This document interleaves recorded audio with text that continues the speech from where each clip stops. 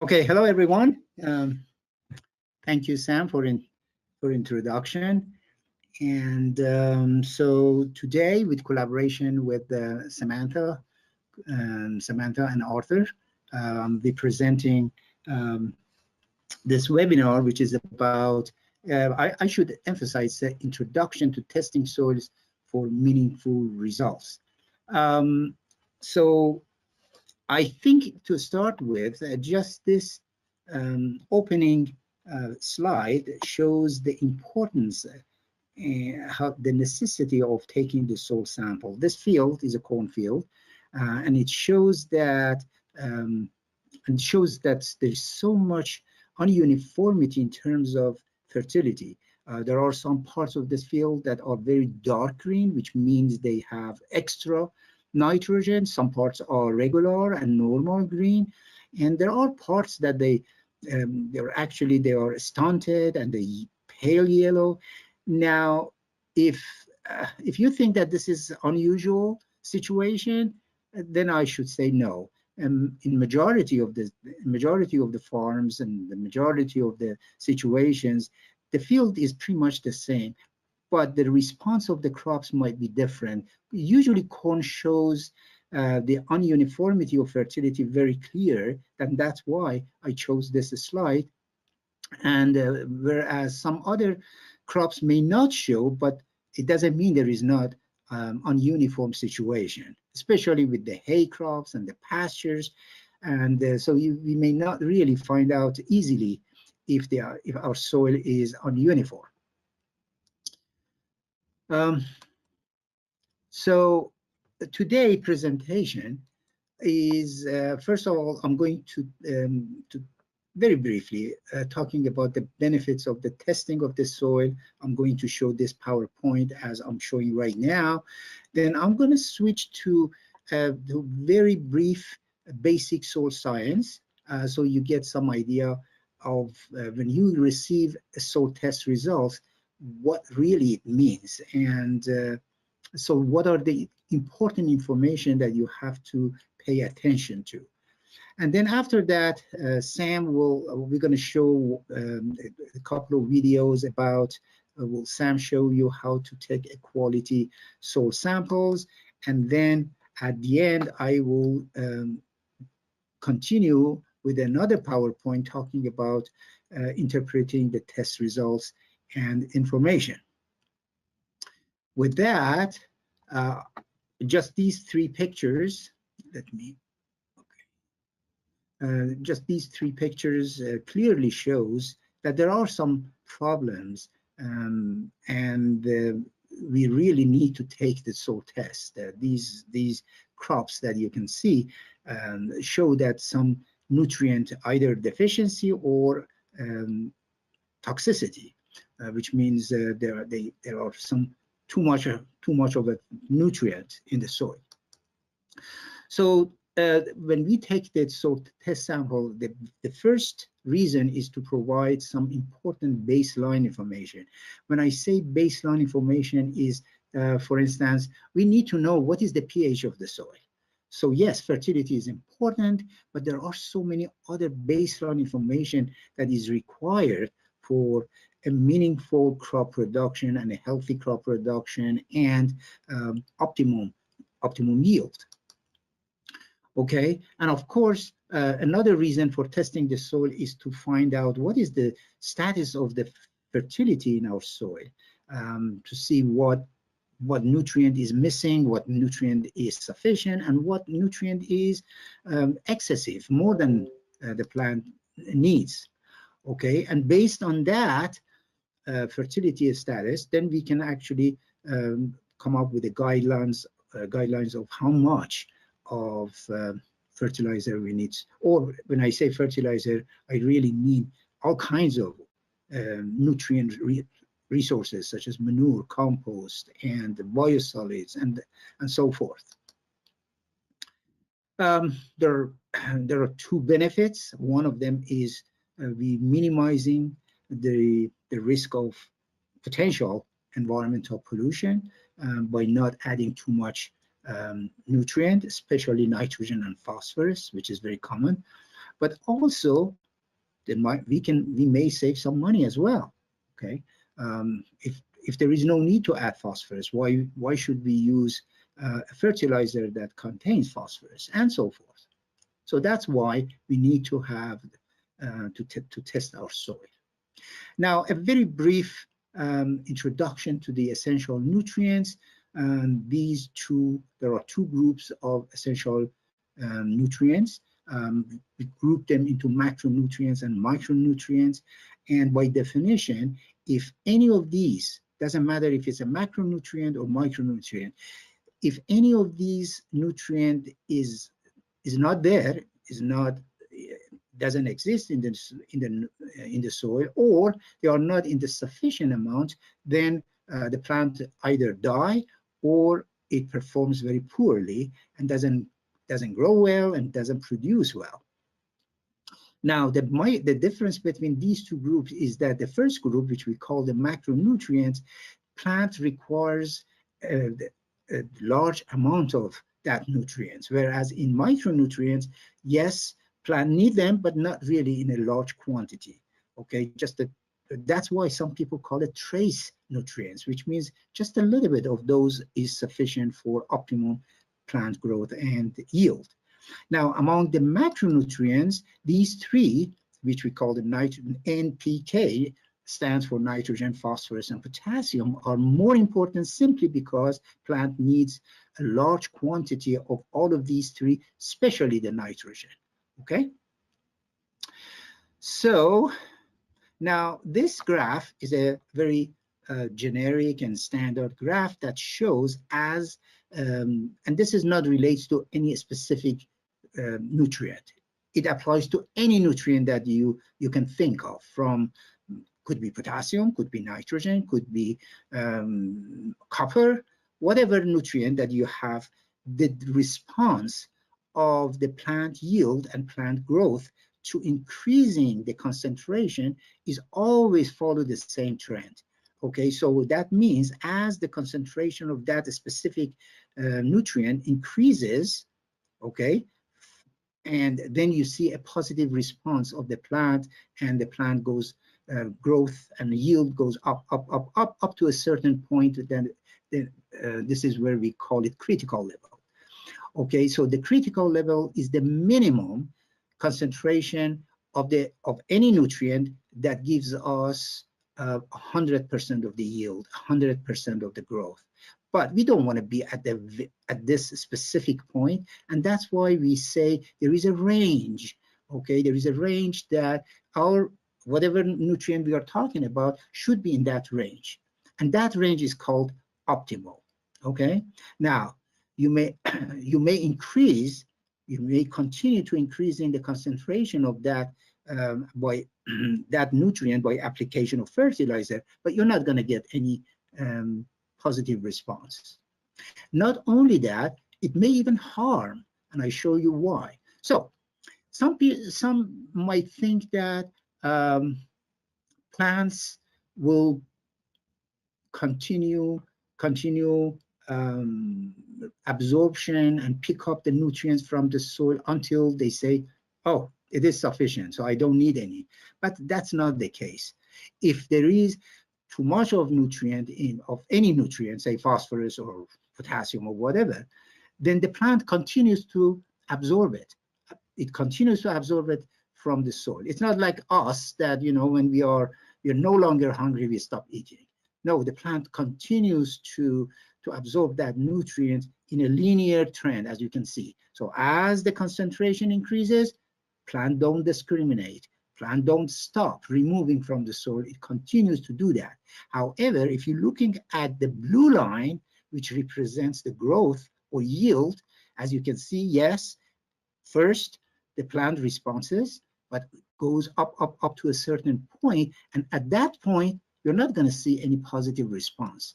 And so there is a point, there is a concentration of any nutrients that gives us optimum growth, and from that point on, if we continue applying fertilizer, yes, plant will absorb it, but we call it luxury concentration. Now, So it is accumulated in different parts of the plants, whether it's a root or a stem or leaves.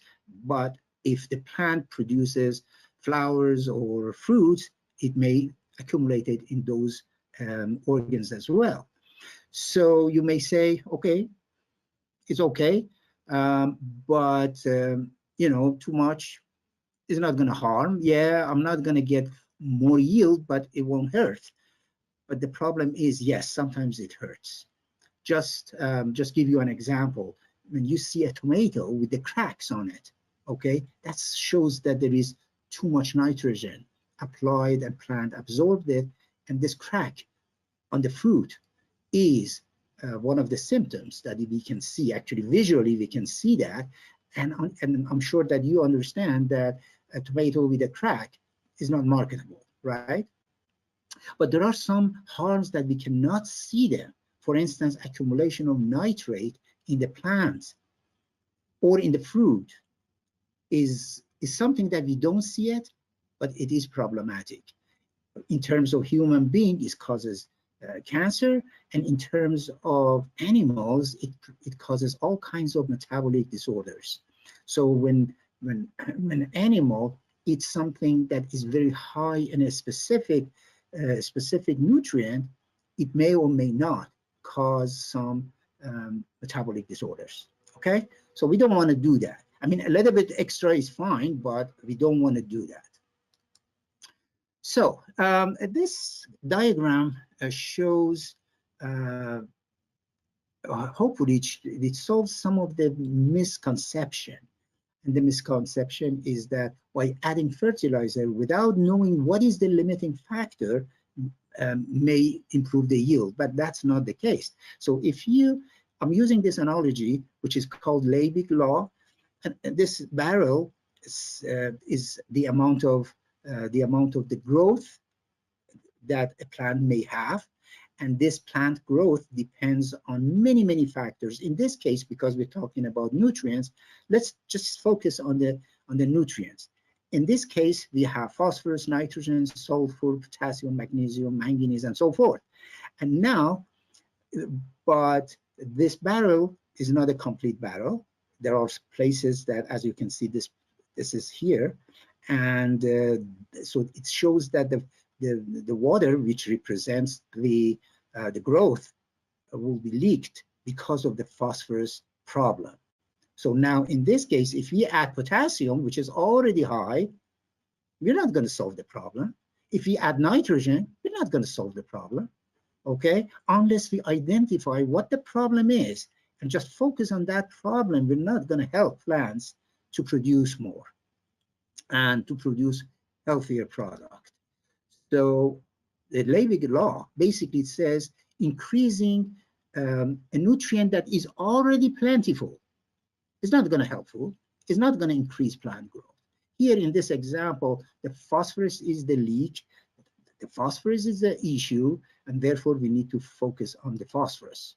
Okay, and only by increasing that limiting factor, after we identify what the limiting factor is, by increasing that limiting factor, then we can see some improvement in growth, yield, and sometimes quality. Okay. So another thing that we need to focus on, and when we see the soil test results, and that is very important, is base saturation. And I want to, in a very brief and in a very basic definition, tells you what really base saturation means. Now think about soil as a very small particles. Okay, that small particles has a surface. And remember that the soil particles have a negative charge, and therefore cations, which are metals like magnesium, calcium, iron, and others, they can attract it to the soil particle. And in fact, those cations are competing with each other to attach to the soil particles. Okay. Now, so by definition, base saturation is an indicator of plants' ease of gaining access to the nutrients When I say nutrients, I mean those essential nutrients. Okay, now this definition and this concept is based on the idea that cations like magnesium, calcium, potassium, they are positively charged and they compete for attracting to the soil surface, okay, which is, as I said, is a negatively charged. So that means the cations are competing with each other. Now, what we like to see is most of those sites on the surface is occupied by these three: calcium, magnesium, and potassium, okay?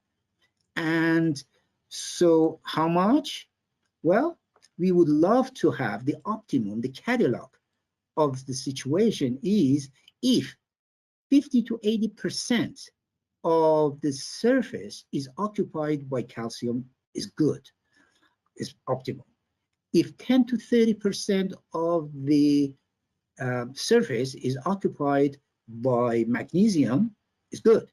And we also want roughly about 5% of the soil surface be occupied by potassium. So in this case, yes, the amount of nutrient is important, but also the ratio of nutrient, and especially a ratio between calcium, magnesium, and potassium is also crucial to consider a soil healthy, okay? The other concept that I need to add, and is very important, is cation exchange capacity. From now on, I'm going to call it CEC, which stands for cation exchange capacity, okay? Now, the CEC, it measures the soil's ability to keep and to release nutrients. So basically, CEC acts like a bank, okay? It's like a bank, and the more it retains nutrients, that means you have, or your plant has more money in the bank, and whenever they need it, they get it from the bank. So this is the analogy that I can use for what cation exchange capacity is and how it works. So the CEC depends on the amount of the clay in the soil, but at the same time, it depends on the organic matter. Remember that there is not really much you can do about the clay. You inherit a soil that is high in clay, or is low in clay, or is in medium in the clay. So there is not really much you can do about the clay. However, in order to improve the CEC, in order to improve your savings in the bank, you need to increase the organic matter, okay? Now, in New England soil, most like in Massachusetts, the CEC is more dependent on the organic matter rather than clay, okay? So when you see the CEC, I'm just saying, the CEC is 10, most of that CEC is coming from the organic matter. A part of that comes from the clay, but mostly is coming from organic matter. And that's why sometimes we can at least have a good estimate, not exact, but a good estimate of how much organic matter we have. If we know the CEC, we can imagine how much organic matter, what percentage of organic matter we have in the soil. It's not accurate, but at least it gives us some ideas, okay? So how much should be? You know, the CEC between 10 and 15 is good, is considered as adequate. I mean, it could be higher, but anywhere between 10 and 15 is enough, is adequate for a normal performance of most crops, okay? And finally, I can't say enough about the importance of the soil pH, okay? The soil acidity or soil pH is very, very important, crucial, basic information that you can get from testing the soil. The soil pH, yes, it varies in different farms, in different fields, because of two factors. One factor is parent material, the parent materials that they produced, the soil that you inherited, okay, the soil that you have.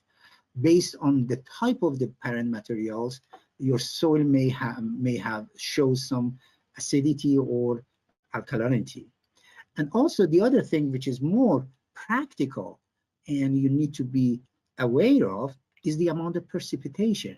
The more precipitation that we have, the chances of the soil becomes acidic is higher. Remember, in Massachusetts, for instance, we have roughly about 43 inches of rain or precipitation, combination of snow and rain. That's a lot of precipitation, and therefore no wonder that if you do nothing, the soil will be acidic, and we will see in the next few minutes, we'll see that how damageful and how harmful is when the soil is acidic. Okay. So I would say that the pH of the soil should be considered as the primary factor in plant growth.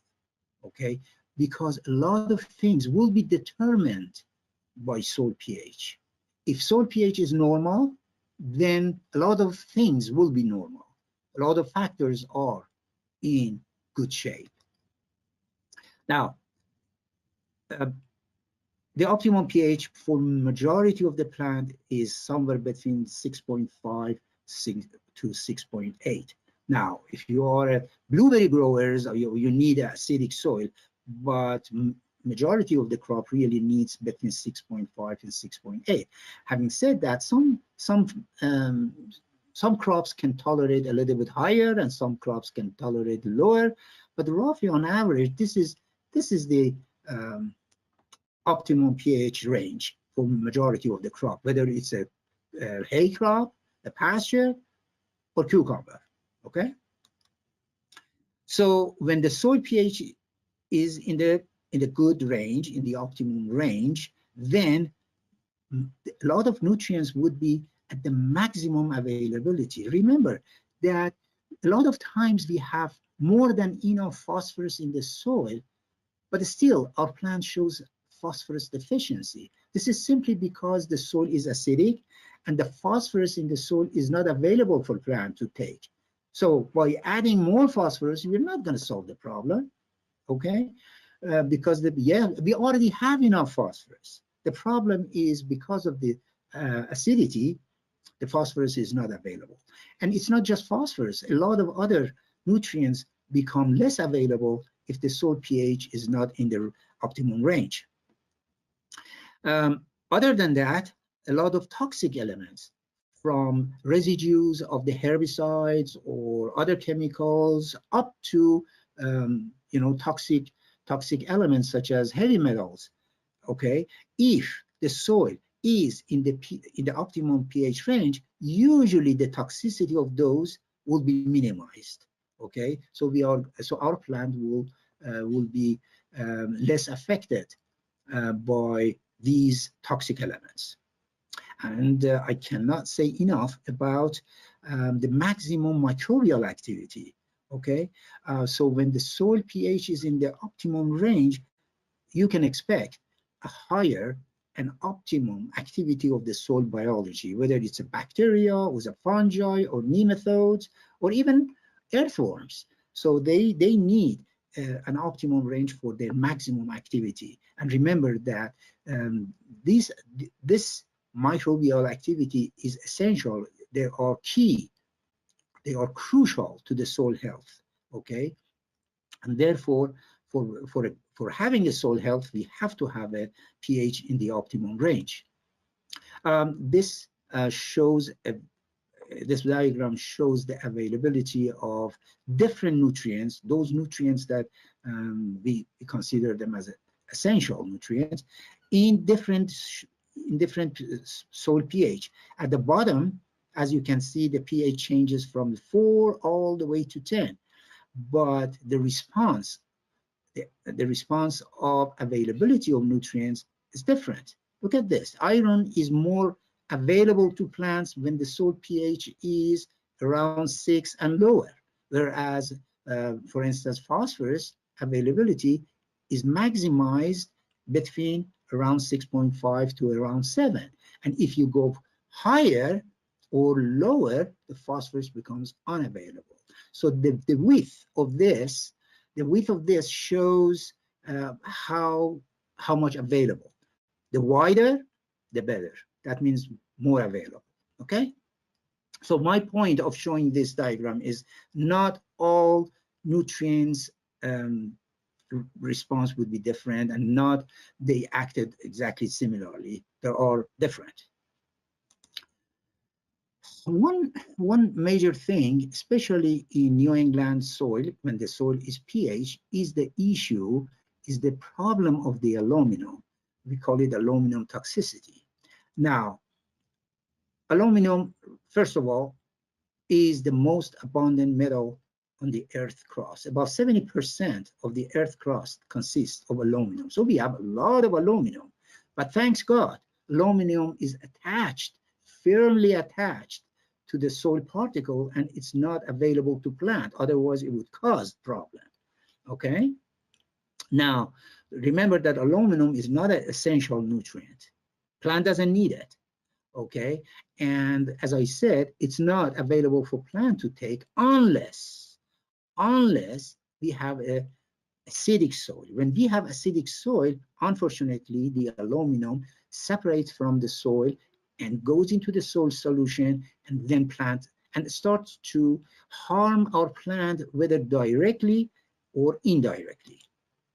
Okay, this photo shows that the aluminum, the high aluminum in the soil solution, can be very toxic. You have a germinating seed in a solution that there is no aluminum, and it grows very normally with a much more root system compared with the other one on the right that shows stunted root growth. And as we go, actually the plant becomes a stunt, remains a stunt, and finally will die. Okay. So usually we see aluminum toxicity, we see aluminum problem when the soil pH goes below 5.5. And I show you at soil test results that you can see how close relationship is between the soil acidic or pH and the level of aluminum in the soil. Okay, now when we keep the soil pH in the normal range, then we are going to control the presence of the aluminum in the soil solution, and it is not going to harm our plant. Aluminum toxicity sometimes is direct because it harms the soil. It causes. Look at these, for instance, these two. This is a situation when we have aluminum at the toxicity level. As you can see, the root growth is very limited, and this plant will eventually die. In this case, there is no aluminum toxicity. This picture shows even better. This is a normal plant in a good aluminum level, no aluminum, and this one is growing in a situation that aluminum is present. And because of the aluminum toxicity, you can see how poor plant is. Now, this is direct, but we have indirect effect of aluminum as well. Now, if there is high aluminum in the soil solution, then it prevents other nutrients, especially phosphorus and sulfur and some other ions, some other cations, to be picked up by the plant. So actually the presence of aluminum causes nutrient deficiency, even if that nutrient is not really deficient. Okay, the aluminum prevents its absorption by the plant. So as I said, we have direct toxicity, as we can see, and there are some indirect effect, which is by reducing the availability of other nutrients, whether it's a phosphorus and sulfur or other cations. So with that, I am going to let Sam talk to you about sampling soil in the field. Okay, listen. Hi, I'm Dr. Sam Corcoran, and today I'm going to show you how to take a soil sample. So this will apply to you whether you are a backyard gardener or whether you are farming on 500 acres. So the thing about taking soil samples is they are very easy. However, we get a lot of questions about the specifics of how to take the soil samples and when to take the soil samples. So I'm going to walk you through some of that information today so that you can make good decisions in order to take a great soil sample to give you the information that you need. So we take soil samples because obviously we want to know what is in the soil for our plants. Our plants eat from the soil. So if there is a deficiency in the soil, it's going to affect our plants' growth. Easy enough, right? But we also want to have these soil samples so that we can make smart amendment decisions. It costs your time and your money to put down amendments, and so we don't want to have to put down too much fertilizer because we didn't get a test beforehand. We also want to avoid under-fertilizing our plants. Both under-fertilizing and over-fertilizing can result in reduced yields, and they can actually both make plants more susceptible to disease. So having a good soil balance is very important. It's really the first step of any type of farming or gardening to get a soil test. So one of the questions that we get quite a bit is, when is the best time of the year to take a soil sample? And what's good news for us is that's pretty much going to be in the fall, around October. So that's good news for us because that's when our crops are usually out of the field by October anyways, depending on what you're growing. It's also nice conditions, it's cool outside, and the soil sort of has this just right Goldilocks amount of moisture. So if you try to sample in the summer, the soil is going to be really hard because it's going to be dry. If you try to sample in the spring, which you can do, it's likely to be wetter and in fact too wet to actually get a good soil sample. So that's one of the reasons that we like to take our soil samples in the fall. Some of the other more practical reasons to take a sample in the fall is because fertilizer is often a little bit cheaper in the fall, so you can buy it now and have it for the spring and save a little bit of money. It's also one less headache to deal with in the spring. So everyone is trying to take their soil samples in the spring, and the soil labs are super busy, and there can be a delay to get your results. So then you have to wait for your results, you have to go out and get your fertilizer, and now you have to add that to your spring to-do list. If you take your soil sample in the fall, you don't have this rush with the soil lab. You can plan ahead of time, and then you're ready to rock and roll in the spring. The other really important reason for fall soil sampling is because you generally want to try to apply your lime in the fall. And for us New Englanders, we have to apply lime typically every 3 years because of the soil characteristics that result in us having lower pH soils.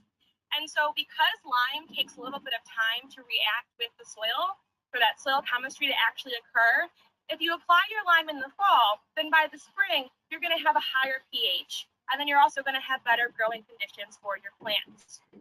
Now, let's say it's spring and you're watching this video and you want to take a soil sample. That's fine. It is still totally doable to take a soil sample in the spring. You just have a little bit more of a headache to work with.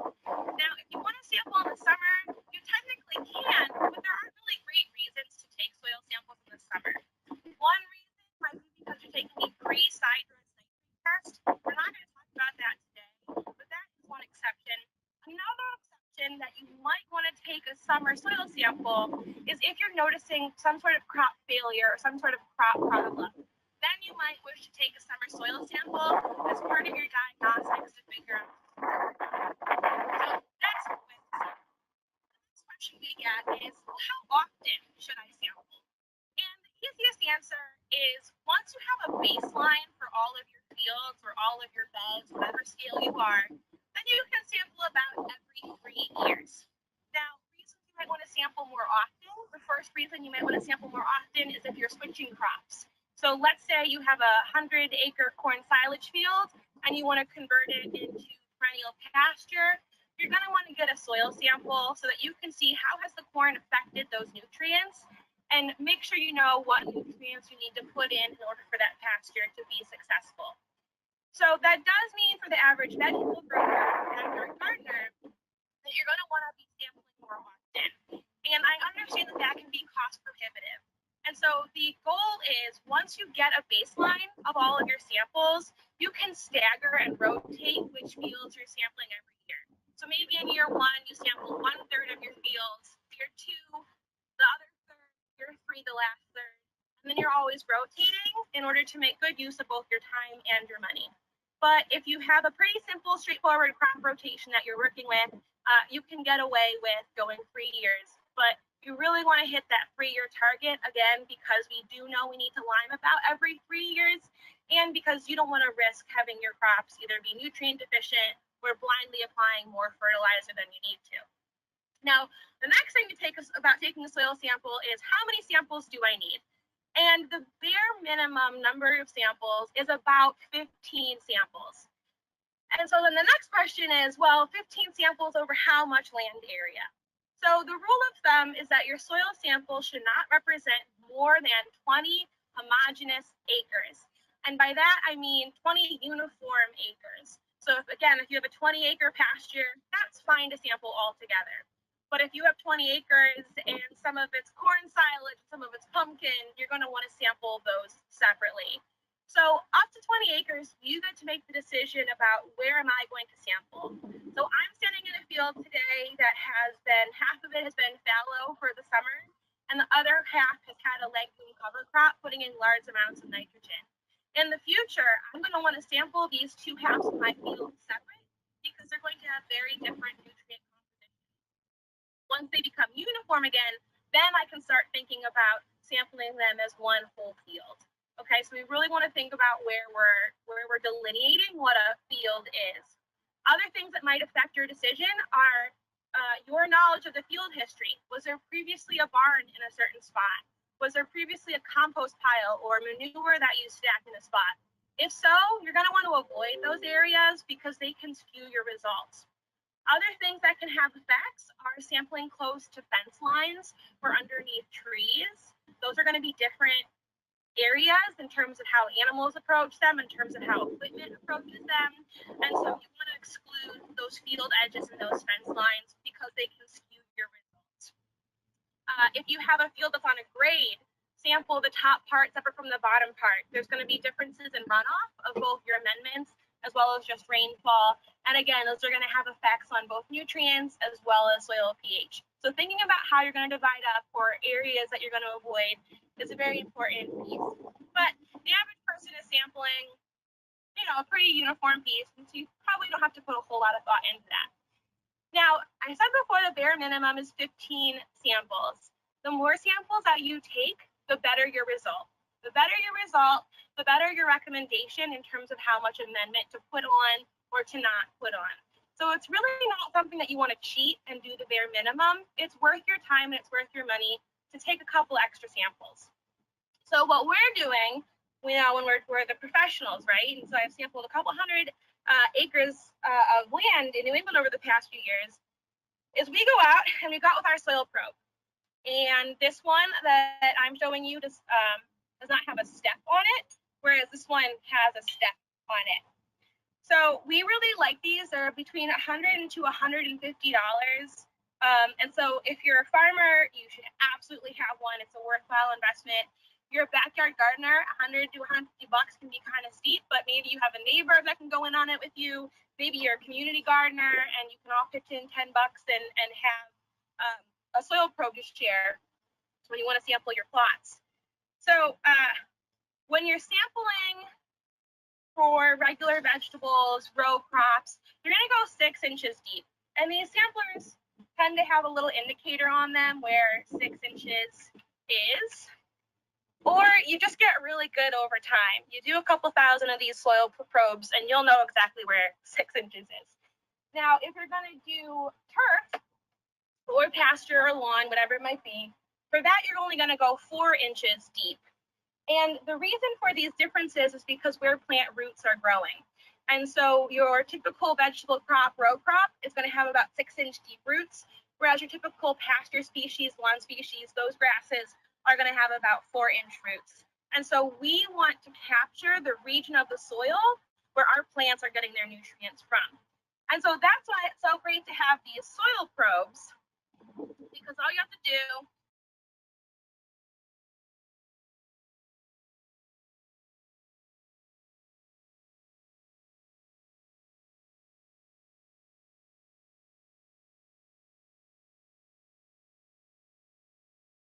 in the top part than I do in the lower part. And so that's why it's important that you have a uniform representation along the soil profile so that you're going to get an accurate reading. So that's why we like these probes so much. So what we do when we go out to a field is I pick a random number in my head. Let's say for this field, I'm going to pick 10, and that's based on experience. I'm going to walk every 10 steps. I'm going to stop, and I'm going to take a soil sample. If I was doing a 20-acre field, I might pick 30 or 50 steps. And I'm going to zigzag across the field in order to get a uniform representation of my entire field. So I'm not really worried about that 10 minimum. I'm worried about getting really good soil coverage. So I'm representing the true soil profile. Now, if you don't have a soil probe, you're not out of the game. You can still accomplish this with a shovel, but you're going to want to use a spade or a flat shovel. And all you're going to do is sort of pre-dig yourself a little hole.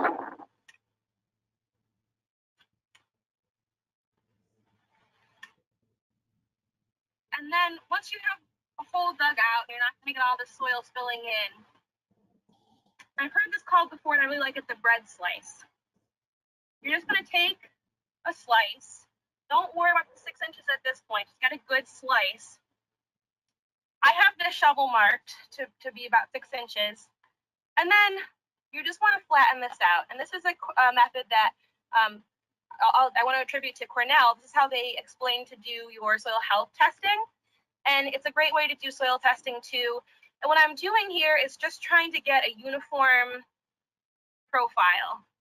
So I have about as much soil from the top as I do from the bottom, about the same amounts from all sides. And you just do your best. So that's why it makes it nicer, faster, easier with the probe. But if you're a backyard gardener and you have a spade, you're still in the game. So that's an alternative method. So another thing to do is what we really like is to have some sort of bucket to collect our samples in, right? Because I'm going to go through here and I'm probably going to take 20 samples for the little piece that I'm in. And as I go, I'm just going to put those samples into my bucket. We drink a lot of Folgers coffee in our building. And so we have this laying around. They're really handy to just put your soil sample in. At the end, you mix it up really good. And then you're just going to pour it into a plastic sandbag. Label your bag, put it in the cooler while you're sampling, and then send it off to the soil lab. So the cooler is really important. It's, even though it's a fall day today, the sun beating down, if you leave your soil sample in the field, it's still pretty warm. So just toss your sample into the cooler, and that'll help preserve the quality and the accuracy of your sample when you throw it in the back of the truck and drive home and forget about it overnight. So try to keep it cool so that it'll be a good sample when you get to the soils lab.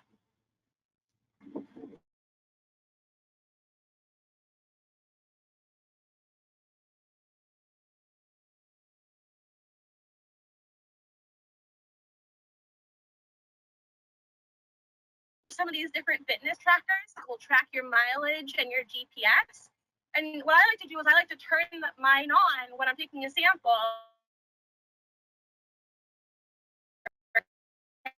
field, and I know if I got good coverage or not.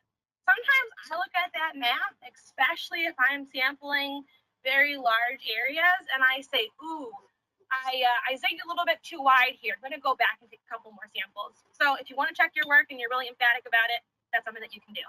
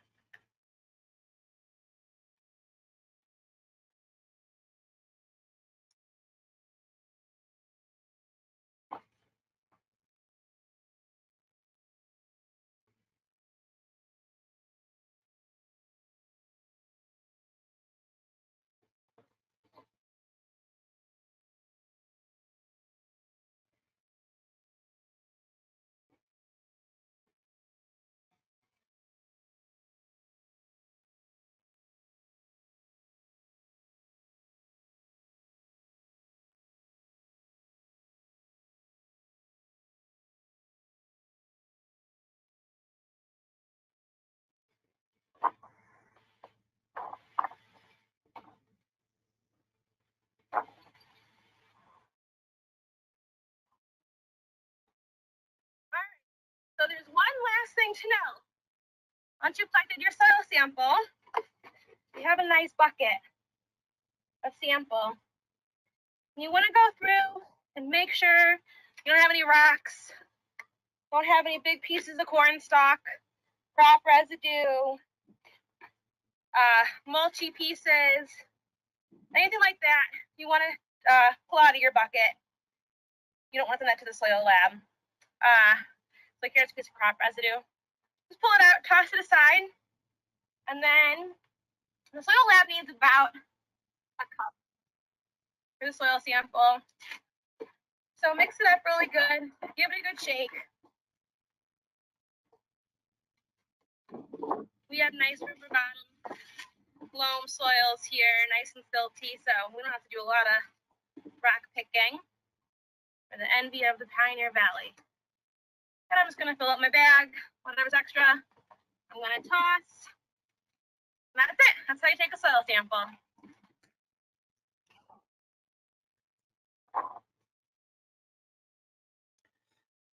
Okay, thank you, Sam. This is, we show this just to show you, she used the GPS, and this is how she took the samples. She basically traveled about over 3 miles and took about close to 2 hours, but you don't really need to do that.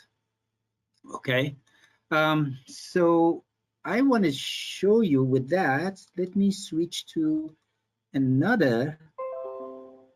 Let me show you.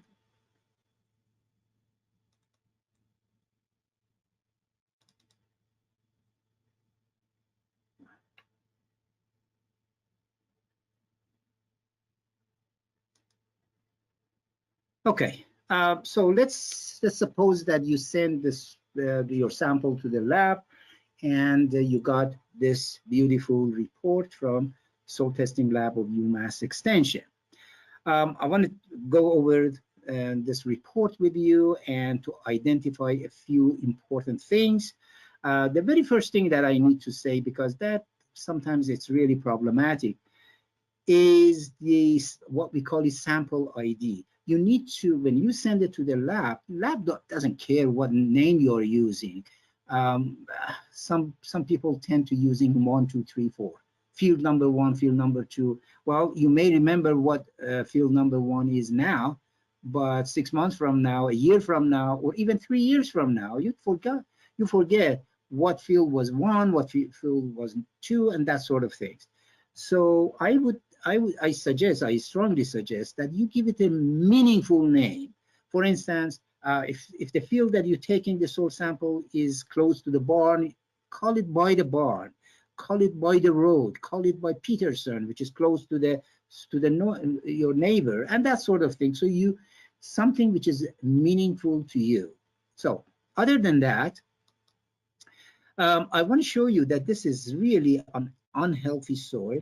Look at this, the soil pH is about 4.8. It's very acidic. And the very first thing that should come to your mind is because not only this acidic soil will harm directly my crop, but it also creates other issues like reducing the availability of other nutrients. And most importantly, it causes aluminum toxicity. Look at the level, this is out of whack, 437. Whereas the optimum range should be less than 75.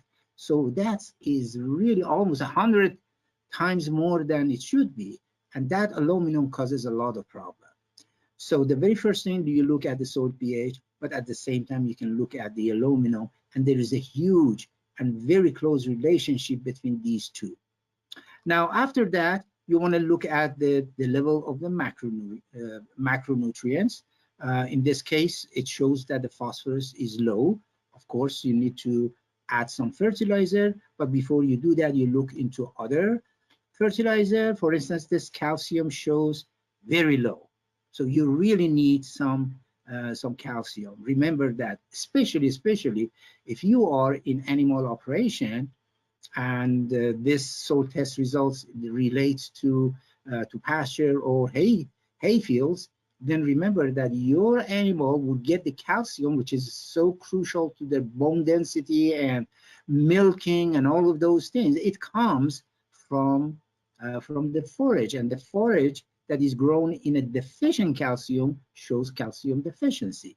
So the good news is that when we are going to adjust the soil pH, usually we're using gypsum, we're using calcium, and therefore the lime will add some calcium to this to the soil. Whether it is enough or not, that's another story, but at least it adds some calcium. And then you look at other things. The micronutrients seems almost okay, except iron, which is out of whack, is 177. Remember that the optimum range is somewhere between 3 to 9, and but I have to add there are some soils that are naturally high in a specific nutrients, such as iron in this case, and of course there is nothing you can do about it. Okay, you have to deal with whatever it is. The other thing, you remember I talked to you about CEC, or cation exchange capacity. And if you remember, I said it should be somewhere between 10 and 15. That's the optimum range, and this is high. This is unusually high for a unhealthy soil like this, which the soil pH is this and is deficient in most of the nutrients. This is CEC is very high. And so I'm a little bit suspicious. I'm a little bit suspicious about the accuracy of this sample. And especially if you look at this, it says the soil organic matter is 17%. Just to give you an example, just give you a hint about the soil organic matter level, you know, usually the organic matter in a soil that has been manured for 2 decades, for 200 years, you know, generation after generation after generation, they applied manure to a soil. Still, you see it somewhere around 8%, for instance, not 17%. So that shows the sample was not really good. As Sam mentioned, just a little piece of manure, just a little piece of plant residue may cause this problem. Okay, so the sample that you send to the lab, they're not going to do anything. So it is your responsibility to make sure there is no plant residues, there is no rocks, there is no manure, there is no piece of compost, in order to get a meaningful result. So, so other than that, I want to show you another problem. This is, as I said, this is very unhealthy soil. Look at the, you remember I talked about the base saturation, and I told you that an optimum range for calcium is that when you have when you have about 50 to 80% of the surface is occupied by calcium. Here you have only 10%. For magnesium, you have 3%, and for potassium is 2%. So that means not only the soil is bad in terms of pH, and it's an unhealthy and doesn't have phosphorus, potassium, and all of those things, but the ratio, the base saturation ratio per certain is not there. And so that needs to be adjusted as well. So, and so this is the first page of the report. And then the second page is about recommendation. Now, remember, when you're sending out a soil sample to the lab, you must identify what plant you are going to grow, because the recommendation for cabbage is totally different than corn, and corn is different than pumpkin. Okay, so lab doesn't know what crop you are going to grow. In this example is about for reseeding a pasture, reseeding a hayfield, and this is for reseeding, for establishment, a new pasture. Okay, first of all, because the soil was very acidic, it requires 16,000 pounds. That's a lot of, that's 8 tons of lime per acre. And of course, I never recommend this much lime application with one application. You have to split it. Now, if I say I wouldn't go more than 3,000, I mean, if I can push it, I can go to up to 3,500 pounds of lime per acre at each application, because the soil has the capacity, has so much capacity to react with the lime. If we add too much lime, it's not going to help. Okay, so I recommend that you apply it in several applications. Now, for pasture establishment, you need because the phosphorus was low, you need 150. You don't need any nitrogen because we do not recommend any nitrogen at the time of planting for the pasture. And of course, you had enough potassium, so you need potassium. Now, if you already have a pasture in place, if you already have a pasture in place and you just want to maintain it, then the recommendation may change. For instance, well, first of all, the lime is not going to change, but now you need some nitrogen and you need less phosphorus and so forth. I give you another example. Now, this example shows a much better soil, a much healthier soil. This one, the soil pH is in the optimum range, is 6.9, and I want you to look at aluminum level. Now the aluminum level is very low. Because aluminum will not be released into the soil solution because the soil pH is fine. Now, for some reason, the phosphorus is high, okay? The potassium is almost okay, but the calcium is a little bit low, so you may consider adding some gypsum to the land. But I want you to show you this. The cation exchange, probably one of the issue with this soil is the cation exchange capacity is low. As I said, it's not in the range of 10 to 15. So, and also, if you remember, I said the CEC is dependent on organic matter. That means simply the organic matter is not sufficient, and so your goal should be improving the soil organic matter. Now, how much you have already? This is just a very, very rough estimate. If you divide your cation exchange capacity, whatever it is, like in this case is 7, if you divide it by 2.6, okay, if you divide it by 2.6, it gives you a rough estimate of soil organic matter. Remember, this 7 is not all about organic matter. Some of them is related to the clay. So, so yeah, you have a combination of clay and you have an organic matter. But as I said, in New England, chances are the CEC is more related to organic matter. So by improving soil organic matter, you're going to have a much healthier soil. Now, if you look at the base saturation, now you're in a right ratio. The calcium occupied close to 60% of the soil surface, magnesium occupied 11%, and potassium 4%, and there is a good base saturation. Okay, so when it comes to the recommendation, I want you to compare the broccoli. This is recommendation for broccoli. This is recommendation for instance, garlic, because the whoever sent the sample to the soil didn't identify or mentioned I want to plant half of it broccoli, half of it garlic. That sort of things.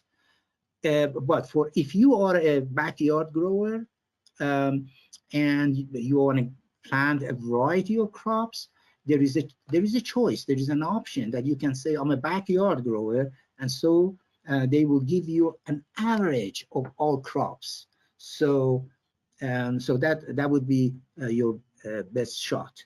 Now remember that the pH was great, so they don't even recommend any lime, but you need 160 pounds of nitrogen and you need 125 potassium. But remember, when it comes to nitrogen, you can't add at one application. You have to follow, for instance, if this is vegetable, so you need to follow vegetable guide, New England vegetable guide, and it tells you that you need to apply nitrogen in 2 applications or sometimes 3 applications.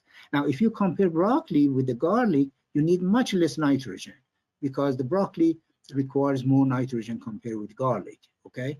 But still, 120 is too much.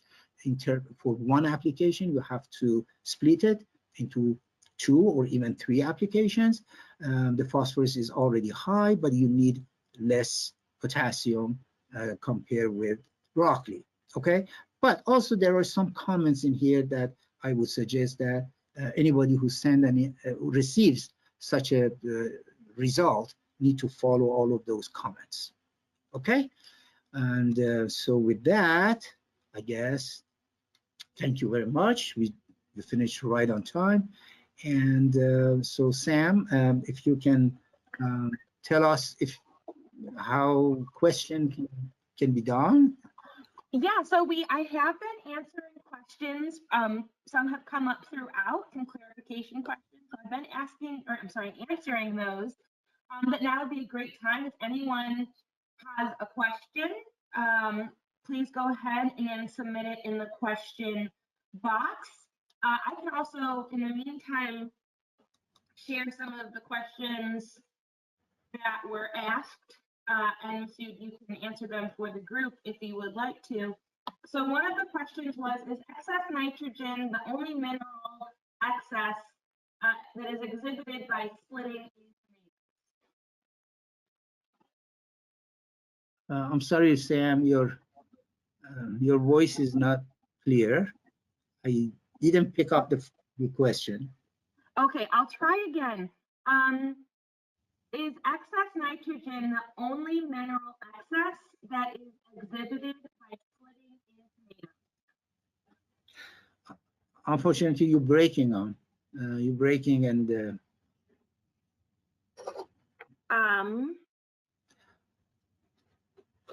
Hold on 1 second. It might be my internet connection.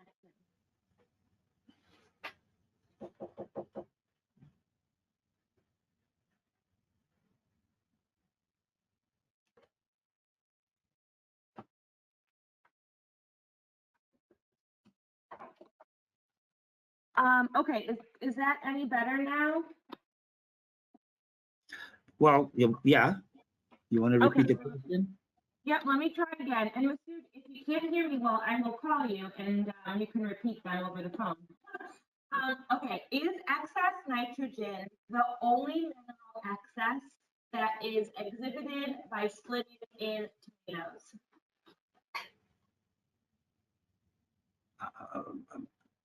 Okay, hey Masoud, answer. Yeah, so you may want to.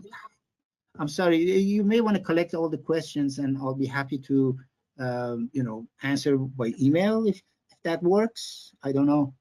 Well, I'm we already passed 1 hour, so your internet connection is not really perfect.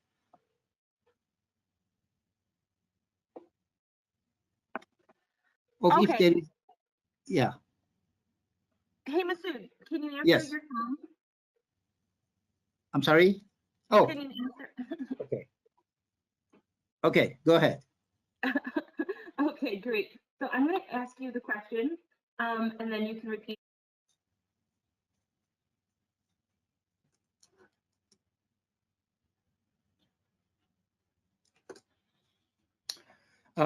So the question is if only nitrogen is the problem in causing crack on the tomatoes. Well, there are some others as well. But most of the time, this is the nitrogen who causes this problem.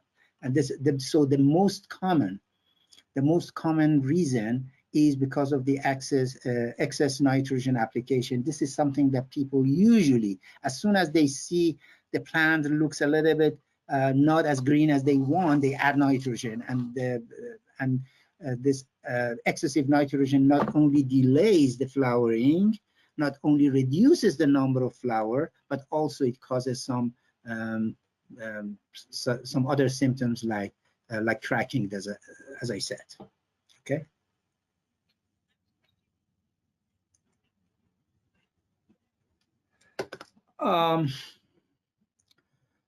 Well, this is so the question is, what is the maximum allowable nitrogen application at one time. Remember that.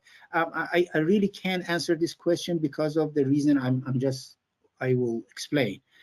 The nitrogen is very, very dynamic, which means as soon as it's very soluble in the water. So as soon as you add nitrogen, it dissolves in the water, in the soil, and then it starts leaching. Now, if the plant is in the fast growing phase of growth, they can pick up most of it. But there is always the chance that you're losing some of the nitrogen through leaching. Now, if the plant is not really in the high and fast growth situation, the amount of the loss would be much higher. So now, with that information that I said in the general, I would definitely, and again, it depends on the crop. It depends on the type of the crop. It depends on the root of the crop, the depth of the root of the crop, but also it depends how much nitrogen. I would definitely recommend a minimum of 2 applications, if not more. I mean, sometimes it's not impossible. It's not, in terms of economic, it's not feasible for larger growers to go out and apply 2 times or 3, or more than 2 times. But I'm sure that all growers, whether they are large growers or small growers, they can split nitrogen into 2, and if you are a small operation, you can split it into 3. And whatever recommendation is, if they recommend 100, I would go and apply 50% of the recommended at the planting, and the other 50% when the plant, is grown, reaches specific stages of growth. So there is no a limit to say, okay, the maximum application of nitrogen is this much. Always remember that adding too much nutrient, whether it's nitrogen or phosphorus or potassium, application of a large amount of the fertilizer at one time, it may causes, what we call it, salinity problem. Okay, it causes drought condition. Even though if you have enough moisture in the soil, it shows some drought symptoms. Okay.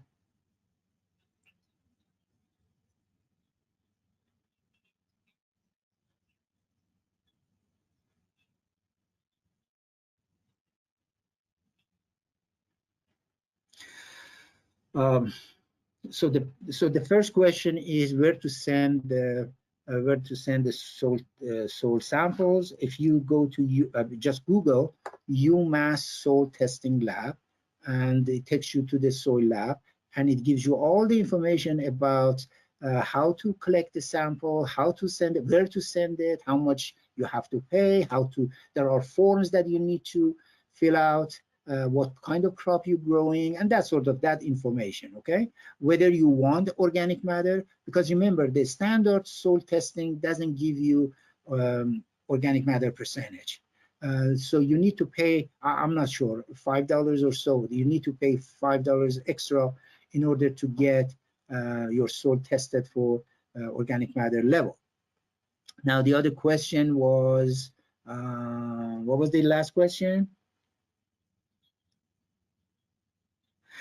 Okay, so the last question is if the CEC is low, and the question is what? Is how to improve it?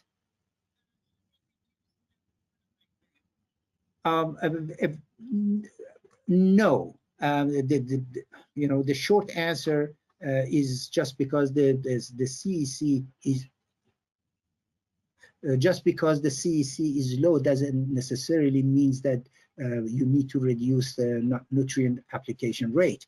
Remember, because the CEC is low, that means you already have problem of the lack of enough saving in your bank already, and now by reducing the nitrogen application, you